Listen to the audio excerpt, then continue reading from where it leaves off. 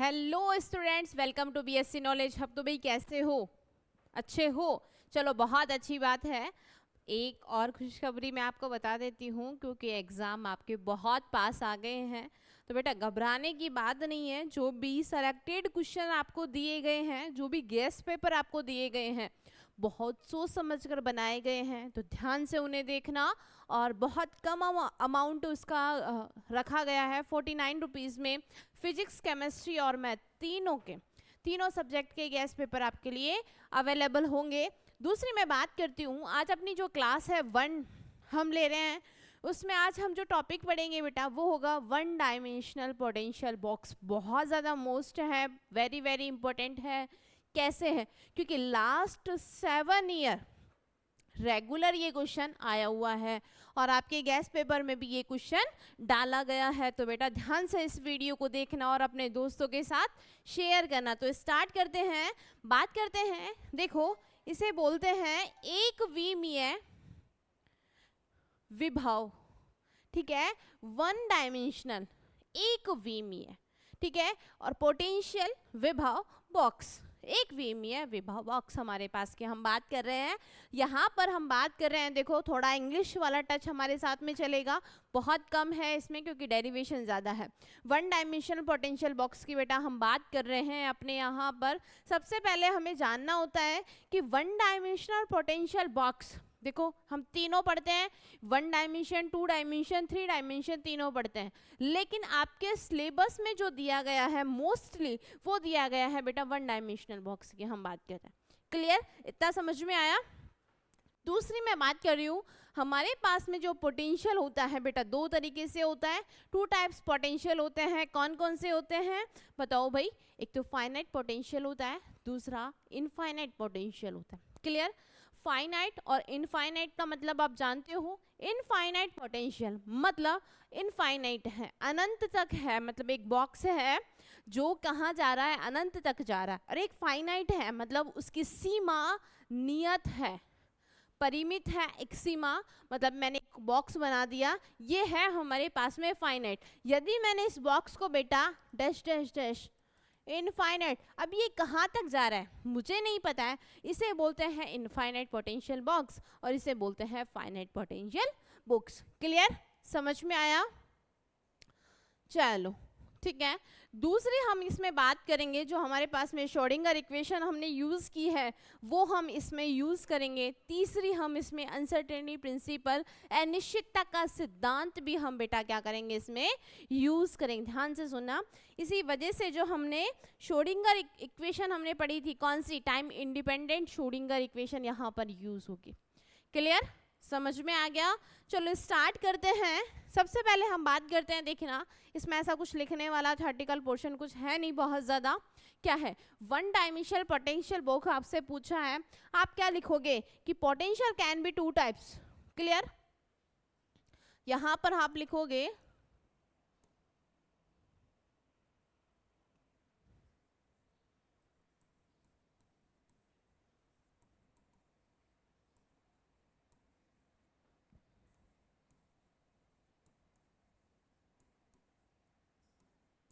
Clear. हम first potential की बात करते हैं, फाइनाइट पोटेंशियल बॉक्स।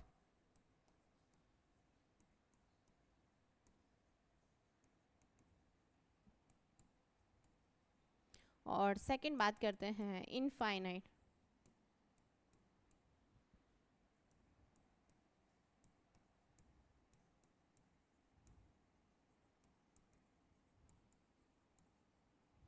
क्लियर? इतना समझ में आया? कौन कौन से फाइनाइट पोटेंशियल बॉक्स और इनफाइनाइट पोटेंशियल बॉक्स की हम बात कर रहे हैं। यदि मैं शेप की बात करूं, क्या, क्योंकि शेप भी हमें बात है, शेप ऑफ बॉक्स, बॉक्स के शेप की बात करूं, वो भी 2 टाइप्स की होती है बेटा। कौन कौन सी? सिमेट्रिक और कौन सी बताओगे भैया? सिमेट्रिक और एंटी सिमेट्रिक। अब फर्क क्या होता है सिमेट्रिक और एंटी सिमेट्रिक में? सीधी सी बात है भाई, एक तो पूरा नियत बना हुआ है, एक अच्छे तरीके से बना हुआ, वो तो हो गया सिमेट्रिक। एक टेढ़ा मेढ़ा बना हुआ है, वो कैसा होता है? Anti symmetric. दूसरा हम इसको फिजिक्स के लैंग्वेज में कैसे समझेंगे? क्लियर? देखिएगा, तो हम यहाँ पर लिखते हैं बेटा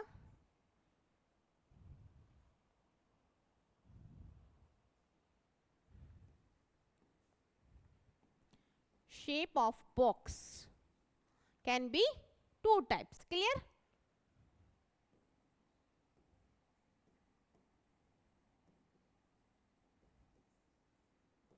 कौन कौन सी? फर्स्ट हमारे पास में होती है सिमेट्रिक,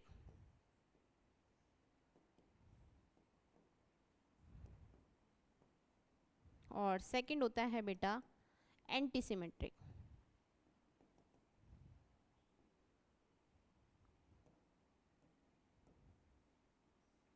क्लियर? समझ में आया? पहला होगा सिमेट्रिक बॉक्स और दूसरा होगा anti symmetric box. Clear?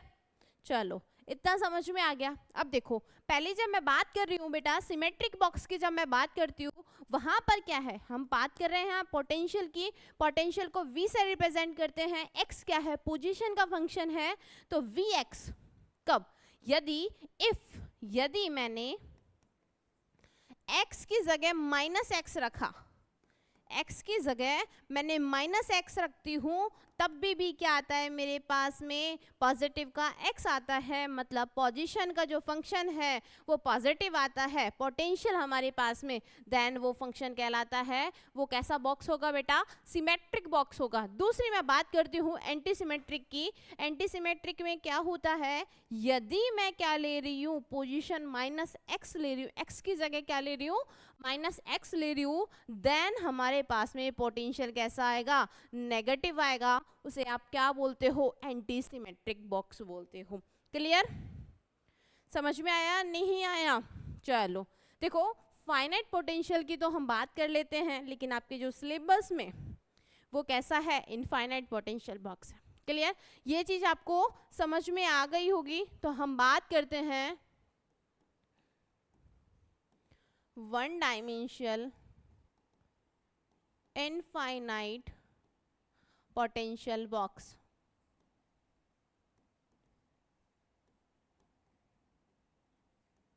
Clear?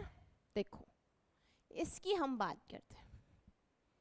ठीक है, इसमें कुछ टर्म्स एंड कंडीशंस होती है. जैसे मैंने बनाया, ये मेरे पास में क्या है? पोटेंशियल बॉक्स है. इसकी जो लिमिट है, मतलब किस एरिया में 0 से a के बीच में है, और ये कैसा है? इनफाइनाइट है बेटा. क्लियर? समझ में आया कैसा है? इनफाइनाइट पोटेंशियल बॉक्स है. यहाँ पर हमारे पास में कुछ टर्म्स एंड कंडीशन दे रखी होती है. वो क्या दे रखी होती है कि 0 से a के बीच में जो पोटेंशियल है वो होता है बेटा 0. क्लियर? और इनफाइनाइट पर पोटेंशियल हमारे पास में, ठीक है, और a से बड़े पे, यहाँ से बाहर हमारे पास में पोटेंशियल क्या होता है? इनफाइनाइट. अदर पर समझ में आया? ये आपके पास में बाउंड्री दे दी. क्या दे दी? कि आपके पास में पोटेंशियल है x 0 और a के बीच में, o से और a के बीच में, यहाँ के बीच में जो पोटेंशियल है वो आपका 0 है, और अदर कैसा है? इनफाइनाइट है. क्लियर? ये चीज समझ में आनी चाहिए. चलो दूसरी हम बात करते हैं. मैंने बताया था यहाँ पर हम बेटा time independent Schrodinger equation use करेंगे. अब किस किस को पता है टाइम इंडिपेंडेंट श्रोडिंगर इक्वेशन? बताओ फटाफट, जल्दी से बताओ. Using time independent Schrodinger equation कौन सी होती है? बताओ फटाफट से. क्या आपने ये पढ़ा है? Del square psi upon del x square plus 2me h cut square vx. यहाँ पर हम यूज लेते हैं e minus V x psi x equal to 0. क्या यही होता है? बताओ, यही होती है हमारे पास में इक्वेशन हमारे पास में क्या है? श्रोडिंगर इक्वेशन हम बात कर रहे हैं. लेकिन हम बात कर रहे हैं one dimensional infinite potential box की. यहाँ हमें बाउंड्री दी गई है, बाउंडेशन दी गई है कि 0 से और o से a के बीच में क्या होगा? पोटेंशियल 0 होगा. देन हम क्या लिखेंगे? Then del square psi upon del x square plus 2m h cut square. ठीक है, e vx की वैल्यू कितनी हो जाएगी? 0 हम पुट कर देंगे तो हमारे पास में क्या बचेगा? e psi x equal to 0. Clear? Equation number first आपने यहाँ लिख ली है। यहाँ तक कोई डाउट देखिएगा है क्या? नहीं है, बिल्कुल। चलो अब देखिएगा, जो मैंने यहाँ पर ये 2m(e)h कट स्क्वायर लेट मैंने मान लिया 2m(e)h कट स्क्वायर किसके बराबर होगा? के स्क्वायर के बराबर होगा या नहीं होगा? लेट मैंने माना है, then del square psi del x square plus k square psi equal to क्या हो जाएगा? 0 हमारे पास में हो जाएगा। ओके, इतना समझ में आ गया? चलो अब मुझे बताओ, ये जो इक्वेशन आपके पास में गिवन है इसका सॉल्यूशन क्या होगा? चलो मैंने आपको एक चीज बताई थी, e की पावर आयोटा के एक्स क्या लिखते हैं इसको? cos theta plus iota sine theta लिखते हैं या नहीं लिखते? लिखते हैं। तो किसी भी वेव फंक्शन का सॉल्यूशन आप दो फॉर्म में लिखते हो, e की पावर आयोटा या cos और या साइन के रूप फॉर्म में लिखते हो। तो यहां पर इट्स सॉल्यूशन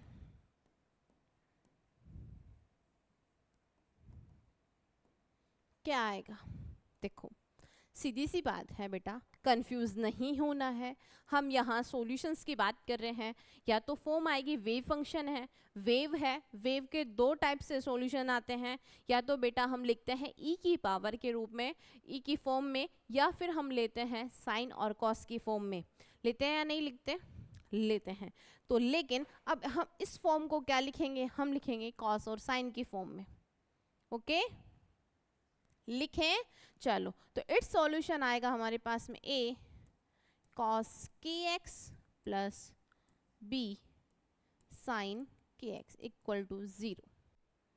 यहाँ तक किसी को कोई दिक्कत नहीं है? अब देखो सॉल्यूशन आ गया, आप क्या करते हो? बाउंड्री कंडीशन लगाते हो या नहीं लगाते? अरे लगाते हैं, और हमारे पास तो गिवन है क्या? Boundary condition, using boundary condition क्या? एट x बराबर a से 0 से कहाँ है? x बराबर 0 और x बराबर a पर वेव फंक्शन हमारे पास में क्या आएगा? 0 आएगा। आएगा या नहीं आएगा? x बराबर 0 और x बराबर a पर हमारे पास में जो वेव फंक्शन है वो आएगा बेटा, क्या आएगा? 0 आएगा। क्लियर? लेकिन एक चीज ध्यान रखना, वेव फंक्शन की हम बात कर रहे हैं। क्या कर रहे हैं? वेव फंक्शन की। दूसरा हम बात करें, यदि हमारे पास में क्या है? इनफाइनाइट है, देन तब भी वेव फंक्शन क्या आएगा? 0 ही आएगा। Okay clear? चलो आ गया समझ में? तो हम बात कर रहे हैं एट x बराबर 0 पर हम बात कर रहे हैं पहले, ठीक है? तो जो भी x है उसकी जगह हम क्या लिख देंगे? 0 लिख देंगे। लिखेंगे नहीं लिखेंगे? लिखेंगे। तो ये किसके बराबर है? साई x। ठीक है, तो देखो साई x की जगह 0 हमने लिखा। ओके, a cos, अब मुझे बताओ के x की जगह 0 प्लस b साइन के x की जगह 0। क्लियर? आया समझ में? मैंने आपको एक चीज बताई थी, क्या? साइन 0 0 होता है, बट कॉस 0 1 होता है। होता है या नहीं होता? होता है। तो किसी भी संख्या को आप किसी भी वेरिएबल को 0 से मल्टीप्लाई करोगे 0 ही आएगा। देन हमारे पास में a क्या आएगा? cos 1 आ जाएगा। cos 0 1 होता है, और ये हमारे पास में क्या आ जाएगा? 0। और किसके बराबर है? साई x 0 के बराबर। क्लियर? भाई 0 कैसे आया? क्योंकि साई x वेव फंक्शन क्या है? x बराबर 0 पर 0 है, तो a प्लस बी डॉट 0 किसके बराबर आएगा? 0 के बराबर। तो यहाँ से आपके पास में क्लियर होता है कि a किसके बराबर होगा? 0 के बराबर। बताओ क्लियर? देन जब a 0 के बराबर हो जाएगा तो साई x क्या बच जाएगा? b sine kx। Equation number 2। ये देखो, जब a 0 हो गया तो ये वाली टर्म हमारे पास में बचेगी, यही बचेगी ना, बताओ यही बचेगी। हाँ, इक्वेशन नंबर 2 और इक्वेशन नंबर 3।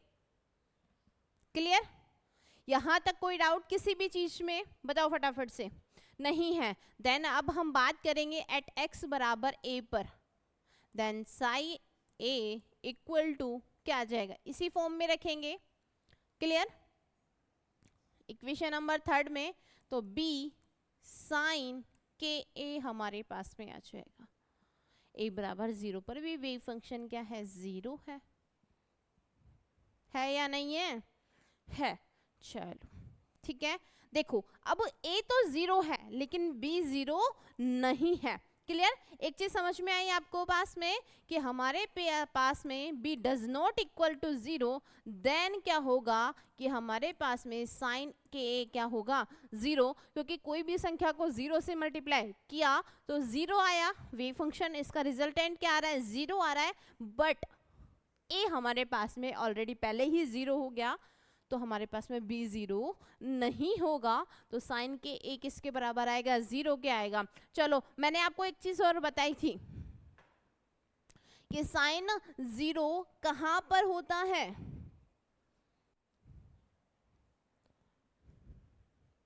देखिएगा, क्या साइन n पाई बराबर 0 होता है? होता है या नहीं होता? होता है। इसलिए तो मैं क्या इसको ये लिख सकती हूँ, 0 की जगह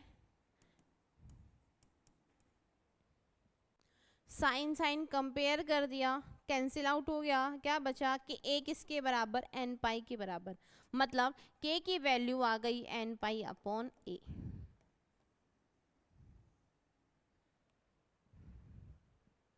बताइएगा, यहां तक कोई डाउट? k बराबर हमारे पास में आ गया n pi upon a, equation number 4। बताओ आ गई? अब मैं क्या करती हूँ, इस k की वैल्यू इक्वेशन नंबर 3 में पुट कर देती हूँ, तो लिखिएगा put value in equation 3। Clear? रख दे। चलो तो देन क्या आ जाएगा, साई एक्स किसके बराबर आ जाएगा, b sine n pi a into x. बताओ, नाम दे दूं इक्वेशन नंबर 4? कोई दिक्कत यहां तक? अरे समझ में तो आ रहा है ना? देखो थोड़ा तो आपको भी परेशानी होगी, लेकिन मैं स्टेप बाय स्टेप बहुत इजी वे में बता रही हूँ। ये तो देखो एग्जाम में भी ऐसे ही आता है, क्योंकि आप सोचो कि पूरा थ्योरेटिकल नहीं है, पूरा मैथमेटिकल पोर्शन है। ये क्वांटम मैकेनिक्स आपकी पूरी मैथमेटिकल है, थ्योरेटिकल आपका यहाँ पर बहुत रेयर चांस में मिलता है। दूसरी मैंने आपको एक बात बताई थी, जब भी वेव फंक्शन हो, जब भी आपके पास में यदि कोई क्वेश्चन आ गया उसमें आपसे वेव फंक्शन दे दिया, ध्यान रखना डायरेक्ट वेव फंक्शन नहीं रखना है। वेव फंक्शन को सबसे पहले आपको नॉर्मलाइज करना है। आपको पता होना चाहिए वो वेव फंक्शन आपके पास में क्वेश्चन में यदि गिवन है, नॉर्मलाइज है या नहीं है। यदि नॉर्मलाइज है बहुत अच्छी बात है, यदि नहीं है तो उसे नॉर्मलाइज आपको करना है। ध्यान से सुनना, हर कोई भी, अब हमारे पास में ये क्या है, वेव फंक्शन है, वेव फंक्शन है। अब मुझे नहीं पता ये नॉर्मलाइज है या नहीं है, बट मैं देख रही हूँ कैसे, देखो नॉर्मलाइज मैं इसको कर रही हूँ, नॉर्मलाइजेशन मैंने इसका किया। क्लियर? अब नॉर्मलाइजेशन करने के लिए क्या होता है कि हमारे पास में जो भी लिमिट होती है, जैसे मेरे पास में है 0 से a, क्या है, वेव फंक्शन और wave function star dx। Clear? कैसे होगा बताऊंगी। यदि यहाँ आयोटा होता है ना वेव फंक्शन में, तो वो माइनस आयोटा होता है, मतलब उसका कॉन्जुगेट हम लेते हैं। क्लियर? मैथमेटिकल में पढ़ते हो, यहाँ पर आप मैथमेटिक्स फिजिक्स होती है आपके पास में एक अलग से बुक, उसमें आपको पूरा ये बताया जाता है। क्लियर? यहाँ पर ये क्या है, कॉन्जुगेट है। यदि आपके पास में यदि यहाँ आयोटा आता तो वो माइनस आयोटा हो जाता साई स्टार में। क्लियर? लेकिन अभी हमारे पास में नॉर्मल है आयोटा वाली फॉर्म, इमेजनरी फॉर्म नहीं है। आयोटा क्या होता है, इमेजनरी फॉर्म हमारे पास में होती है। क्लियर। और वेव फंक्शन किसके बराबर होता है बेटा, 1 के। नॉर्मलाइज किसके, 1 के। यदि ये 1 के बराबर आ जाता है देन हमारा फंक्शन कैसा है, नॉर्मलाइज। और नहीं आता है तो हम कोई भी कांस्टेंट लेके फिर इसको सॉल्व करते हैं, जैसे मैं लेती हूँ। क्लियर। आ जाइएगा, देखिए 0 से a, अब साई स्टार b का मैग्नीट्यूड, अब देखो आयोटा नहीं है, साइन भी है, वापस से साइन है, या फिर मैं इसको ऐसे लिख देती हूँ, देखो b sine n pi a into x. Okay, psi star में b star sine n pi a into x equal to 1। अब देखो b का स्टार आप लिख सकते हो b का मैग्नीट्यूड का स्क्वायर। क्लियर। ये देखो ये हो गया b का मैग्नीट्यूड का स्क्वायर। साइन और साइन क्या होगा, साइन स्क्वायर हो गया आपके पास में n pi upon a into x dx किसके बराबर, 1 के बराबर। क्लियर। अब इसे हमें सॉल्व करना है, करें, चलो आ जाओ। तो हमारे पास में क्या आ गया है, 0 से a b का मैग्नीट्यूड। अब देखो ये जो b का मैग्नीट्यूड है कांस्टेंट है, इसको तो मैंने ले लिया बाहर, लिमिट। अब हम बात कर रहे हैं साइन स्क्वायर x की। मुझे एक फॉर्मूला बताना, यहाँ लिख रही हूँ, क्या आपने ये वाला फॉर्मूला पढ़ा है, कोस 2x किसके बराबर, 1 माइनस 2 साइन स्क्वायर x के बराबर होता है। क्लियर। यदि मैं यहाँ से साइन स्क्वायर x की वैल्यू निकालूं तो क्या आ जाएगा, 1 minus cos 2x upon 2। Clear. तो यहाँ पर इस साइन स्क्वायर की जगह मैं ये वाली वैल्यू पुट करूंगी, 1 माइनस कॉस 2 क्या है, n pi a x। Okay, 2 n pi a into x upon 2 dx equal to 1। अब ये 1/2 तो मैंने बाहर ले लिया भाई, कांस्टेंट है 0 से a। ठीक है। अब इसको अलग अलग कर लूं या कहो आप एक साथ, तो मैं एक साथ कर देती हूँ, जैसा आप कहो। ये 2 बाहर आ गया, यहाँ बच गया 1 minus cos 2 n pi a into x dx बराबर 1। मुझे एक बात बताओ, या तो मैं इसको ऐसे लिख देती हूँ, आप कहो तो,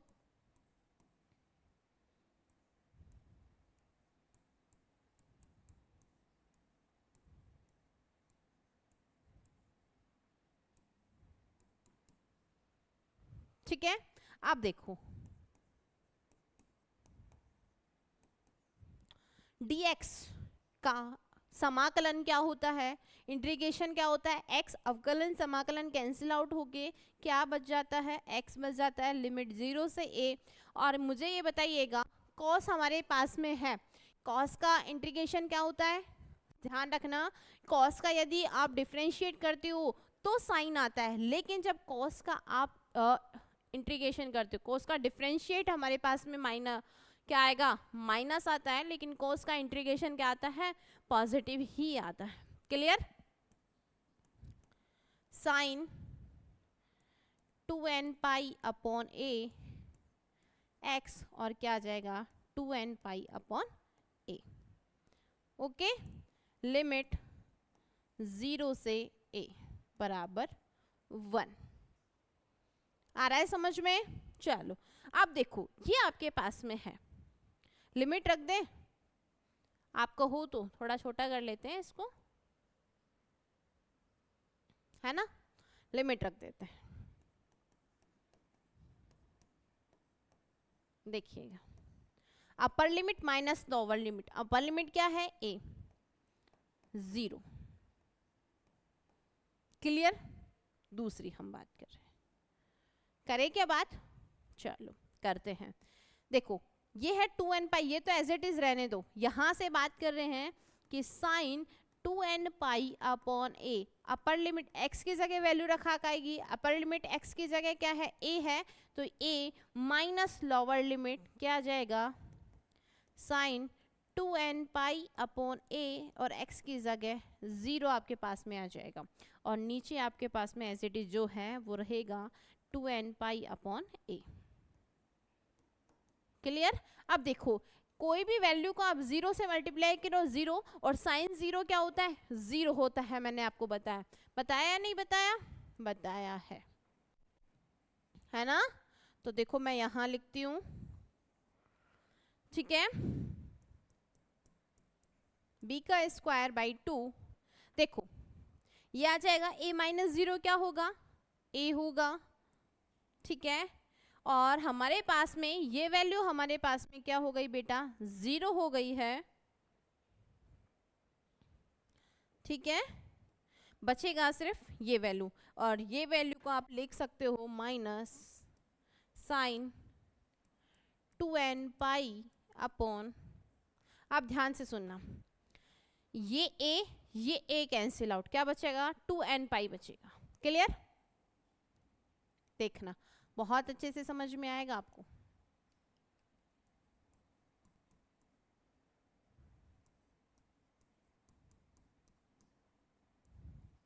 मैंने आपको एक चीज बताई थी,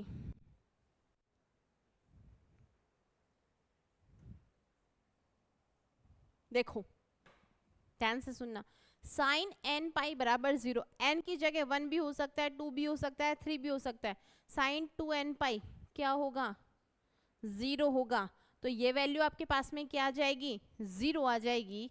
then b square by 2a minus 0 upon 2n pi upon a, और किसी भी वैल्यू में आप 0 में किसी भी संख्या का भाग देने पर वैल्यू क्या आती है, हमेशा 0 ही आती है। देन क्या होगा बेटा, b स्क्वायर बाई 2a किसके बराबर होगा, 1 के बराबर होगा। क्लियर? अब देखो b स्क्वायर 2a बराबर 1 हुआ, मैं इसको क्या करती हूँ, हमें किसकी वैल्यू निकालनी है, जो भी कांस्टेंट हमने माना है b की वैल्यू निकालनी है, तो b की वैल्यू निकालने के लिए 2 पर चले गया, a नीचे चले गया, मतलब क्रॉस मल्टीप्लाई हमने कर दिया, ये आया। यदि मैं इसका स्क्वायर हटाती हूँ देन v की वैल्यू हमारे पास में आ जाएगी 2 अपॉन a का अंडर रूट। बताओ यहां तक किसी को कोई दिक्कत, फटाफट से बताओ, नहीं है, ठीक है, नहीं है ना? कौन सी इक्वेशन अपन ने मानी थी यहां पर, इक्वेशन नंबर 4,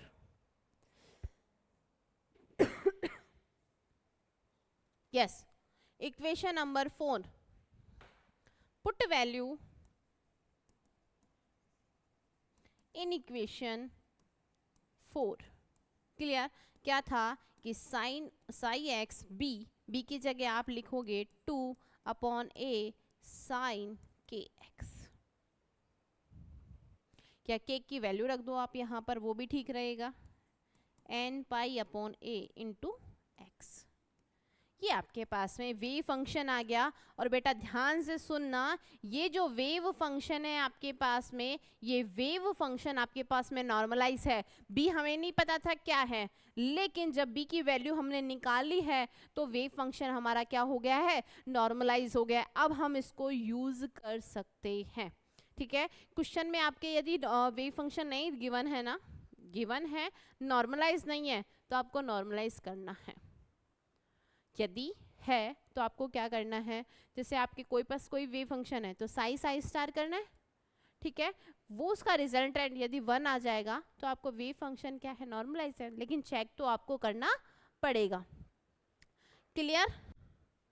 समझ में आया या नहीं आया ये बताओ, जल्दी से बताओ फटाफट से, क्योंकि हमें एनर्जी भी निकालनी है, ठीक है। We know that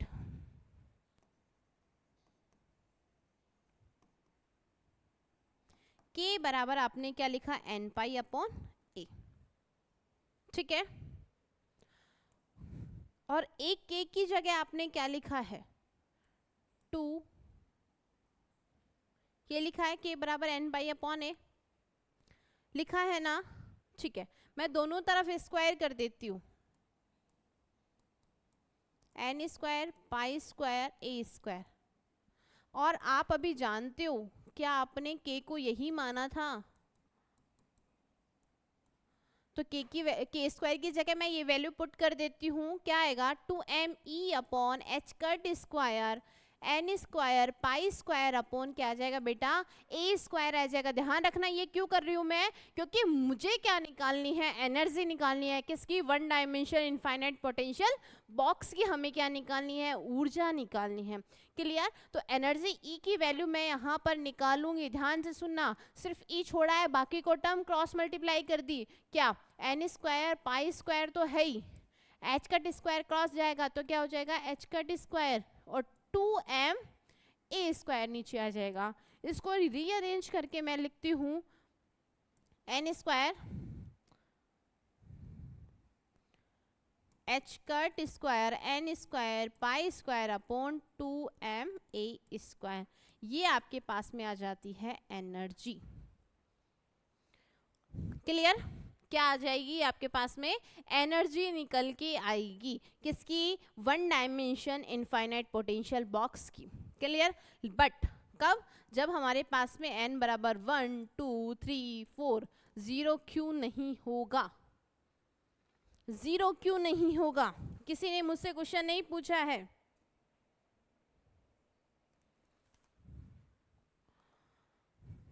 क्योंकि जब हम अनिश्चितता का सिद्धांत पढ़ते हैं वहां हमने बात करी थी कि पोटेंशियल बॉक्स की जो ग्राउंड स्टेट एनर्जी है वो होती है हमारे पास में n बराबर 1 से, कभी भी 0 नहीं होती है। Ground state energy one dimensional potential box की 0 नहीं होगी। किसने बताया, अनिश्चितता का सिद्धांत हमें बता के गया, अनसर्टेनिटी प्रिंसिपल हमें ये बता के गया। यदि मैं n की वैल्यू यहाँ 0 से स्टार्ट कर दूंगी तो बेटा ये तो एनर्जी 0 हो जाएगी, और कैसी, ग्राउंड स्टेट एनर्जी 0 हो जाएगी, जो कि पॉसिबल नहीं है। क्लियर, इतना समझ में आया। इसी वजह से मैंने यहाँ पर n की जगह 0 से ना स्टार्ट करके किससे स्टार्ट किया है, 1 से स्टार्ट किया है। ये हमारे पास में क्या है, एनर्जी आइगन वैल्यू। ध्यान से सुनना, आपके पास में क्वेश्चन में गिवन होगा कि find the wave function and energy eigen value. Okay, eigen function भी आपको निकलवाएगा और आइगन वैल्यू भी, एनर्जी की आइगन वैल्यू हमने निकाल ली है। अब फंक्शन क्या है, फंक्शन तो हमने निकाल लिया है, क्या हुआ, एनर्जी आइगन फंक्शन हमारे पास में क्या है, बताओ, अभी निकाला है क्या, कि psi x under root 2 upon a sine n pi a into x. कब, जब n बराबर 1 2 3 डैश डैश। तो ये आपको energy eigen function, energy eigen value दोनों निकाले। अब मुझे एक चीज बताओ, आपके पास में आइगन वैल्यू और आइगन फंक्शन किस पे डिपेंड कर रहा है,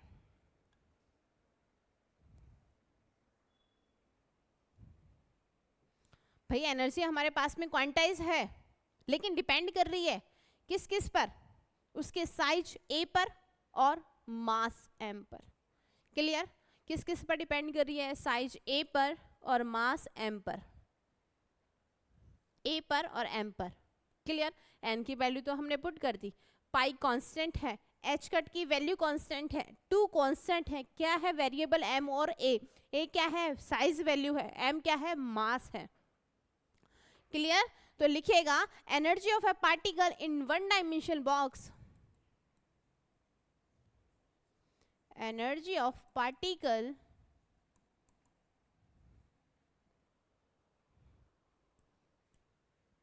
in one dimensional potential box is quantized.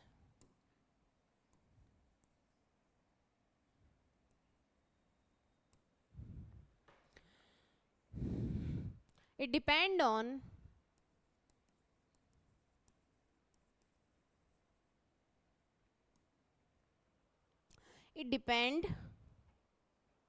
on mass m of particle and size of box.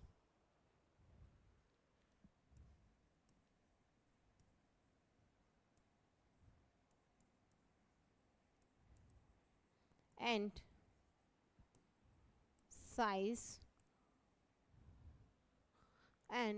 size A of box.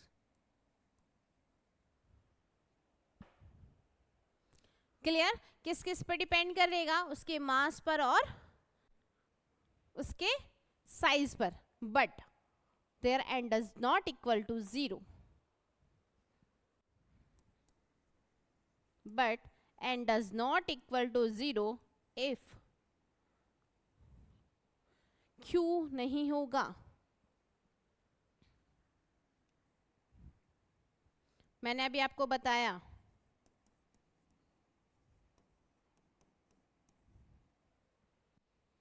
क्यों? क्योंकि हमारे पास में एनर्जी क्या हो जाएगी? 0 हो जाएगी, जो कि पॉसिबल नहीं है. क्लियर? क्यों? क्योंकि क्या बताया था? Because according to uncertainty principle, अनिश्चितता का सिद्धांत, ground state energy can't be 0. Clear?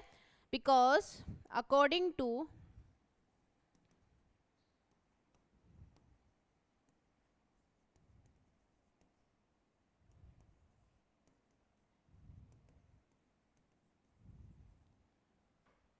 Clear? ध्यान से सुना. अनिश्चितता का सिद्धांत पर हर बार क्वेश्चन पूछा जाता है. Clear? uncertainty principle, because according to uncertainty principle, ground state energy